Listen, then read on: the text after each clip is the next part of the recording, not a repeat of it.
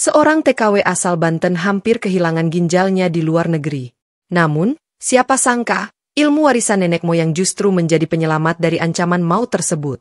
Ilmu rawa rontek yang dimiliki TKW dari Banten ini berhasil menggagalkan usaha bedah paksa di Kamboja. Namaku Siti Maisaro, biasa dipanggil Roh. Aku berasal dari Pandeglang, Banten. Hidupku sederhana, jauh dari kata mewah. Aku adalah anak pertama dari 5 bersaudara. Bapakku sudah lama meninggal karena jatuh dari pohon kelapa, dan ibuku hanya buruh tani dengan penghasilan yang pas-pasan. Sejak kecil, aku sudah terbiasa hidup susah. Aku putus sekolah di kelas 2 SMA karena harus membantu ibu. Aku jualan gorengan dan kadang menjadi buruh cuci. Namun, hidup tetap terasa berat.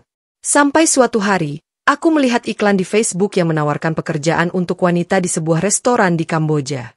Gajinya 9 juta per bulan, dengan gratis visa dan tiket pesawat. Waktu itu, aku berpikir ini adalah jawaban dari doaku. Aku langsung menghubungi nomor yang tertera di iklan tersebut. Pesanku dijawab cepat oleh Mbak Wulan, orang Indonesia yang suaranya lembut dan ramah. Mbak Wulan bilang aku bisa langsung bekerja asal sudah memiliki paspor. Aku meminjam uang untuk membuat paspor, dan Mbak Wulan menjanjikan bahwa semua biaya akan diganti setelah aku sampai di Kamboja. Aku percaya saja. Lagi pula, siapa yang tidak tergiur dengan gaji 9 juta per bulan?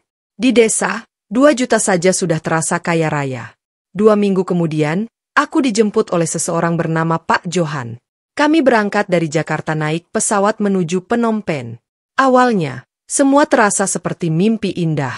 Sampai akhirnya, aku dibawa ke sebuah rumah besar. Bukan restoran, tetapi benar-benar rumah. Rumah itu seperti gudang yang tertutup. Jendelanya teralis dan dijaga ketat. Waktu itu, aku masih berpikir positif. Mungkin ini tempat pelatihan dulu. Namun, ketika malam tiba, aku mulai sadar bahwa ini bukan tempat kerja. Ini adalah jebakan. Ada 8 perempuan lain di sana, semua berasal dari Indonesia. Ada yang dari Medan, Jember, dan Makassar. Kami semua dikumpulkan dalam satu ruangan besar tanpa tempat tidur, hanya beralaskan tikar. Makanan hanya diberikan 2 kali sehari, dan air minum juga terbatas.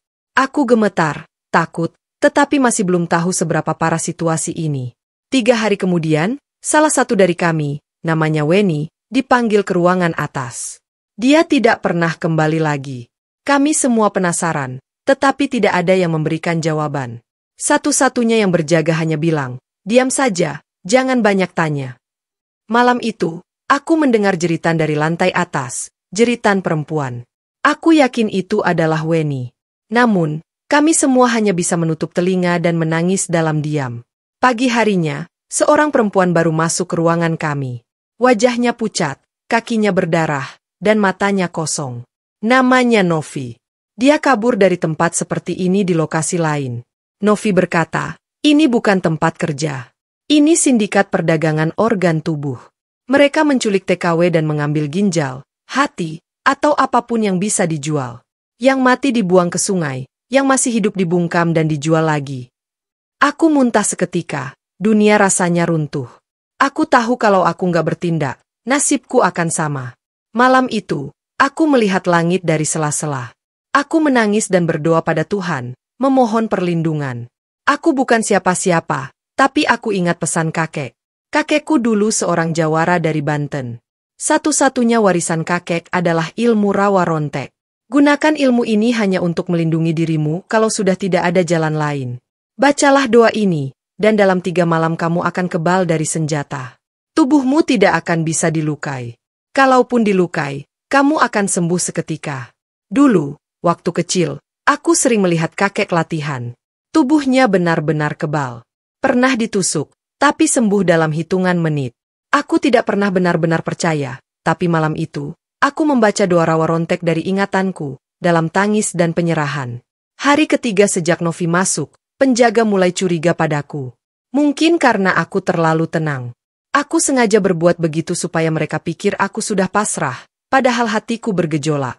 Akhirnya, malam keempat, giliranku dipanggil ke atas. Tanganku diikat dan aku diseret masuk ke ruangan penuh cahaya. Ada 3 orang bule, 2 dokter lokal, dan 1 perempuan berjas putih. Aku ditidurkan di ranjang operasi. Nafasku tercekat, air mata mengalir, tetapi aku tidak berteriak. Aku hanya membaca doa dalam hati. Salah satu dokter menyuntikkan anestesi ke lenganku, tapi ada yang aneh. Jarumnya patah. Dia mencoba lagi dan lagi, tetapi jarumnya selalu melengkung seperti menabrak baja. Kenapa ini tidak berhasil? Apa-apaan ini? Aku membuka mata. Salah satu dari mereka meletakkan pisau bedah ke perutku. Begitu pisau itu menyentuh kulitku, terdengar suara kling, seperti besi menabrak batu. Pisau itu patah. Aku bangkit. Tali yang mengikat tanganku tiba-tiba lepas sendiri. Entah dari mana kekuatan itu datang. Aku berteriak keras, bukan karena takut, tetapi karena marah. Jangan sentuh tubuhku. Aku bukan barang dagangan kalian. Salah satu dokter panik dan langsung mengambil pistol. Dia menembak dadaku dari dekat, tapi aku tidak goyah. Pelurunya mental. Dadaku hanya terasa hangat. Luka kecil yang muncul langsung hilang. Mereka mulai takut. Aku melompat dan menendang meja besi di dekatku. Tubuhku terasa ringan sekali. Meja itu terlempar dan menabrak dua penjaga. Aku lari keluar ruangan. Alarm berbunyi, tetapi aku tidak takut. Aku terus berlari. Aku menabrak pintu besi dengan pundakku. Pintu itu langsung jebol. Aku kembali ke ruangan bawah dan membawa semua perempuan yang masih hidup. Kami berlari bersama. Aku menjaga mereka di depan. Penjaga mencoba menembak menggunakan peluru mental. Ada yang hendak menusukku, tetapi pisau mereka patah. Ilmu rawa rontek sekarang mengalir di darahku. Kami berlari keluar dari rumah itu dan menemukan ladang luas. Di ujung sana, ada jalan raya. Mobil-mobil lewat. Aku menghadang sebuah truk besar dengan tubuhku sendiri. Supirnya ketakutan dan langsung berhenti. Kami minta tolong. Kami diculik. Tolong bawa kami ke polisi. Supir itu orang lokal. Namun, begitu melihat kondisi kami, dia langsung mengerti. Dia membawa kami ke kantor polisi terdekat. Kami selamat. Tetapi cerita ini belum selesai. Sindikat ini bukan cuma ada di rumah itu saja. Mereka ada di berbagai negara. Dan aku, Siti Maisaroh, belum selesai memburu mereka. Ini baru permulaan. Neraka belum berakhir. Pembalasan dimulai. Setelah berhasil keluar dari rumah itu, hidup kami belum sepenuhnya aman. Aku dan 7 perempuan lainnya masih syok berat. Di kantor polisi, kami dimintai keterangan satu persatu. Polisi lokal terlihat bingung, antara percaya atau tidak. Mereka tidak menyangka ada kejahatan sebesar ini di tengah kota Phnom Penh, apalagi yang melibatkan WNA seperti kami. Wajahku tetap dingin. Bekas tembakan di dadaku bahkan sudah hilang. Polisi sempat heran melihat tubuhku yang tidak terluka sedikit pun. Aku cuma bilang, Tuhan lindungi saya. Aku tidak ingin menyebutkan soal ilmu rawa rontek. Belum saatnya. Tapi saat pemeriksaan masih berlangsung, sebuah mobil hitam berhenti di depan kantor polisi. 4 pria besar turun, matanya tertuju padaku. Mereka bukan polisi, juga bukan wartawan. Salah satu dari mereka memegang ponsel dan pura-pura menelepon. Padahal aku tahu dia sedang merekam. Aku langsung berdiri. Itu mereka, kataku kepada salah satu petugas. Polisi itu ragu, tetapi setelah melihat gerak-gerik mencurigakan mereka, dia langsung mengusir mereka. Namun, aku tahu mereka bukan orang sembarangan. Mereka antek sindikat dan mereka tahu aku masih hidup. Itu berarti aku masih diincar. Besoknya, kami dipindahkan ke shelter perlindungan WNI di KBRI Phnom Penh. Di situ, kami dijaga ketat. Makanan teratur, tidur nyenyak, suasana nyaman. Tapi pikiranku tidak pernah tenang. Setiap malam, aku mimpi buruk, mimpi suara jeritan Weni, mimpi Novi berdarah, mimpi tubuhku dipotong. Aku tidak bisa diam. Aku tahu sindikat ini tidak cuma ada di satu rumah itu. Aku yakin Weni belum mati. Aku yakin masih banyak TKW yang terjebak dan aku harus bertindak. Jadi, malam itu, aku menyelinap keluar dari shelter. Aku tidak mau tinggal diam. Teman-teman tahu aku pergi lagi ke tempat kami dulu kabur. Aku mengenakan hoodie hitam dan masker untuk menyamar. Aku menyamar jadi perempuan lokal. Bahkan menggunakan sedikit bahasa yang aku pelajari dari supir truk. Waktu itu, aku menyelip ke daerah pasar gelap di Tulor, tempat banyak buruh ilegal dan imigran gelap berkumpul. Di sana, aku menyamar sebagai pekerja restoran yang sedang mencari saudara yang hilang. Dari satu warung ke warung lain, aku mengumpulkan informasi. Banyak yang takut untuk berbicara. Namun, ada satu orang, seorang pria tua penjual rokok, yang membisikkan sesuatu padaku. Kalau mau mencari orang hilang, coba tanyakan di gudang pelabuhan. Banyak yang dibawa ke sana dulu sebelum dijual. Aku langsung berangkat ke sana malam itu juga. Gudang tua itu gelap, dan ada dua pria yang menjaga. Mereka terlihat seperti tukang parkir biasa, tapi aku tahu mereka bukan tukang parkir. Aku mendekati mereka pelan-pelan. Saat mereka melihatku dan mencoba menahan, aku pura-pura panik. "Tolong, adik saya hilang, saya cari dia," kataku. Namun mereka malah mencengkeram lenganku dengan kasar. Salah satu dari mereka mengeluarkan pisau. Saat itu, kesabaranku sudah habis. Aku menangkap tangan si pria dan langsung memutarnya ke belakang. Pisau jatuh. Satu lagi mencoba memukul, tapi tanganku lebih cepat. Satu pukulan di dada, dan dia langsung jatuh pingsan. Aku membuka pintu gudang yang gelap. Bau obat-obatan sangat menyengat. Di dalam, aku melihat mereka, perempuan-perempuan muda dengan tubuh lemah dan mata sayu. Ada yang diikat, ada yang sudah pingsan. Beberapa diinfus. Aku langsung membebaskan mereka satu persatu. Namun, di tengah lorong, aku melihat seorang perempuan yang sangat aku kenal, Winnie. Badannya pucat, perutnya sudah dijahit sembarangan, tapi dia masih hidup. Napasnya lemah. Aku menangis. "Wen, ini aku, Roh." Dia membuka mata perlahan, air mata keluar. "Aku kira aku sudah mati," katanya. Aku menggendong tubuhnya dengan hati-hati, tapi saat kami akan keluar, suara sepatu bot terdengar. 3 orang masuk, 2 membawa senjata, dan satu perempuan muda dengan jas putih yang pernah aku lihat di ruang operasi. Dia menatapku tajam. "Kamu lagi?" tanyanya. Aku tidak menjawab, tanganku mengepal. Peluru, pertama-tama aku tembak mental. Kedua, aku menangkap mereka tanpa senjata. Wajah mereka mulai panik. Aku meletakkan Wen dengan pelan, lalu melangkah maju. "Bilang ke bosmu," kataku dengan dingin. "Ini baru permulaan." Aku melompat ke arah mereka. Pukulan pertamaku menghantam perut penjaga. Dia terlempar ke dinding. Yang kedua mencoba menusukku, tetapi pisaunya patah. Wanita berbaju putih itu lari, tapi aku tidak mengejarnya. Aku harus menyelamatkan Weni dan yang lainnya. Malam itu, kami melarikan diri lewat jalur air. Aku menggunakan perahu kecil nelayan yang terikat di belakang gudang. Satu persatu gadis yang aku bebaskan aku bawa ke perahu. Total ada 8 orang. Kami menyusuri sungai yang tenang di bawah cahaya bulan. Aku mendayung, tangan gemetar, namun semangatku membara. Kami selamat. Keesokan harinya, berita tentang pembebasan dramatis TKW oleh sesama korban menyebar kemana-mana. Beberapa media lokal menulis berita yang samar-samar karena tidak ada yang tahu bagaimana aku bisa melawan para penjaga yang bersenjata. Tapi ada satu artikel yang menarik perhatian. Perempuan kebal peluru selamatkan sesama WNI dari sindikat perdagangan organ. Aku hanya tersenyum, tapi dalam hatiku, ini belum selesai. Beberapa hari kemudian, seorang petugas Interpol datang menemuiku. Dia menunjukkan foto-foto dan nama-nama orang yang terlibat dalam sindikat itu. "Kami butuh saksi yang berani yang bisa membantu kami menyusup.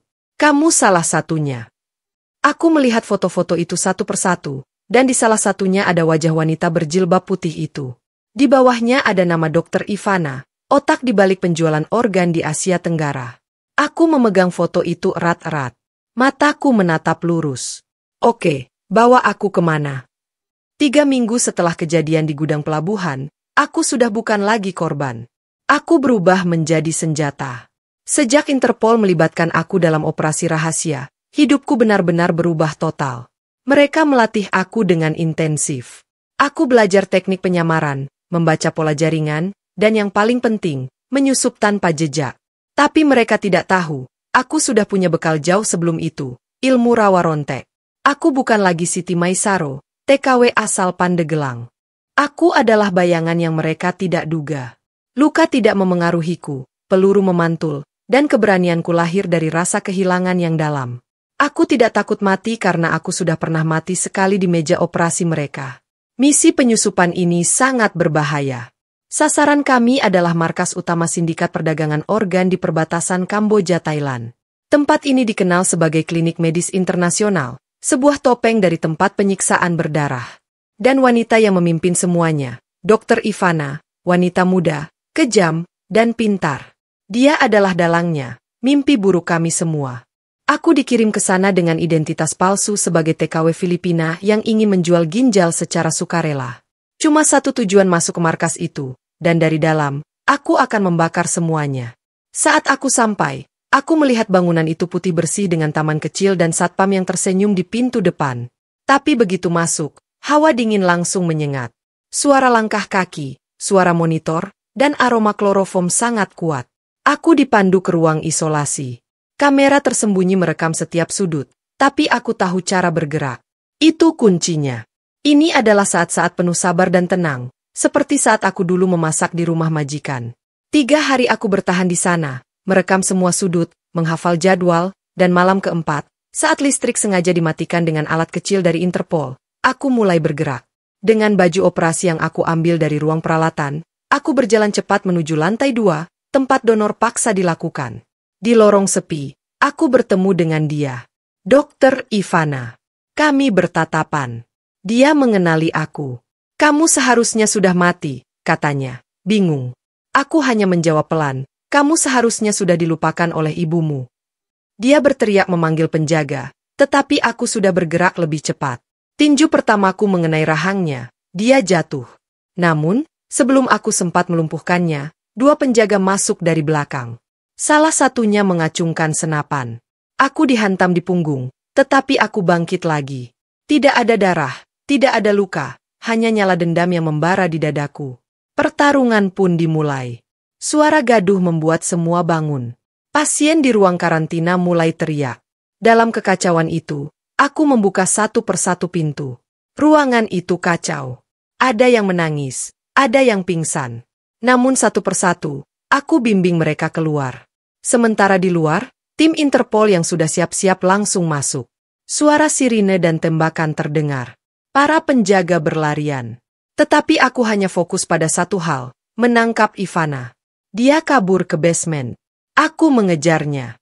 Di sana, dia membuka lemari besi dan mengambil pistol. Tangannya gemetar, namun matanya masih menyala penuh kebencian. Aku dokter. Aku menyelamatkan orang dengan tangan ini, teriaknya.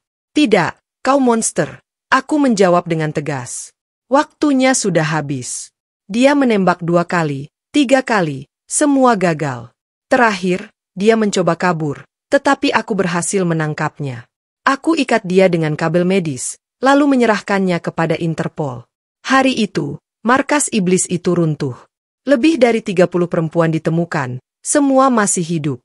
Beberapa di antaranya sudah siap untuk dioperasi, tetapi kami datang tepat waktu. 2 bulan kemudian, aku kembali ke Indonesia. Diterima seperti pahlawan, tapi aku tidak ingin terkenal. Aku hanya ingin hidup tenang bersama Weni yang sekarang sudah pulih. Dia tinggal bersamaku di Pandeglang. Kadang, kami duduk di pinggir sawah, melihat langit, dan bersyukur masih diberi kesempatan hidup lagi. Ilmu rawa rontek ini kuturunkan dari nenekku, dan sekarang kutitipkan hanya untuk mereka yang memang layak.